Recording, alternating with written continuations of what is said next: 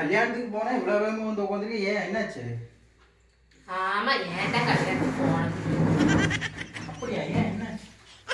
எதிர்த்து வீட்டு ரம்மியா இருக்கிறாள்ல, ஐயோ ஏன் கேட்கற? நான் பேசாம போய் உட்கார்ந்துருந்தா பேசாம விடுறாளா என்ன? இப்ப செயின் எடுத்து கொடுத்துருக்காளா அவ புருஷன் 5 பவுன்ல. அந்த செயினை போட்டுக்கிட்டு முன்னாடி தூக்கி போட்டு திருப்பி திருப்பி காமிக்கிறான். நானே அதனால பேசாம உட்காந்துருக்கிறேன்.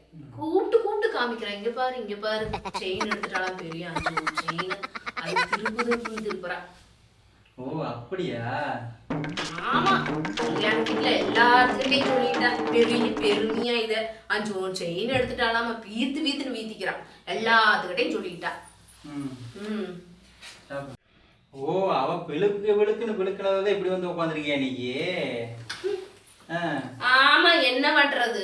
அவளுக்கு வாச்ச புருஷன் எப்படி சிங்க குட்டி, நமக்கு வாச்சிருக்குது பால் பண்ண.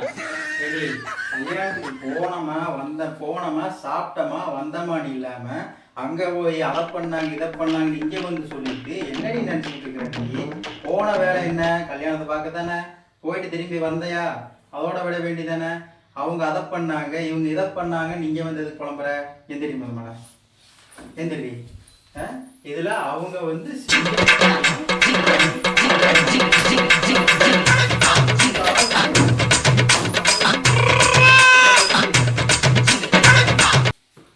அடுத்த வீட்டு நான் இதை பேசாதே சொல்லிருக்கேன் இல்லையா? சொல் இல்ல.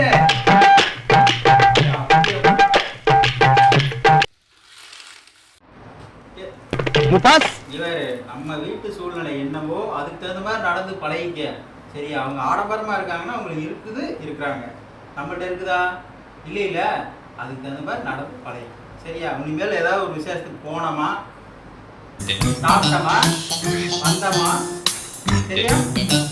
போட்டுற போறேன். ஹாய் ஹலோ, நாங்கள் தான் உங்கள் சகுந்தலா எஸ் குமார்.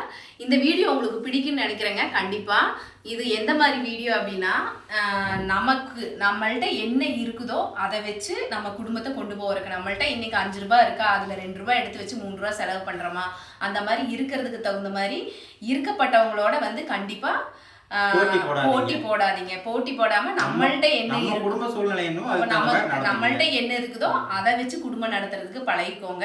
கண்டிப்பா அவங்கள மாதிரி ஒரு நாள் வருவோம். கண்டிப்பா நம்மள மாதிரி கஷ்டப்பட்டு உழைச்சுதான் அவங்களும் அந்த நிலைமைக்கு வந்திருப்பாங்க. நம்மளே ஒரு நாள் கடவுள் அந்த மாதிரி ஒரு நிலைமைக்கு கொண்டு வருவார் அப்படிங்கிற நம்பிக்கையோட நம்ம ஓடிக்கிட்டே இருப்போம். இந்த வீடியோ உங்களுக்கு பிடிக்கும்னு நினைக்கிறேன். பிடிச்சிருந்தா லைக் பண்ணுங்க, ஷேர் பண்ணுங்க, கமெண்ட் பண்ணுங்க, மறக்காம சப்ஸ்கிரைப் பண்ணிக்கோங்க. ப்ளீஸ் சப்போர்ட் பண்ணுங்க. மீண்டும் இன்னொரு அடுத்த வீடியோல பார்ப்போம். பை.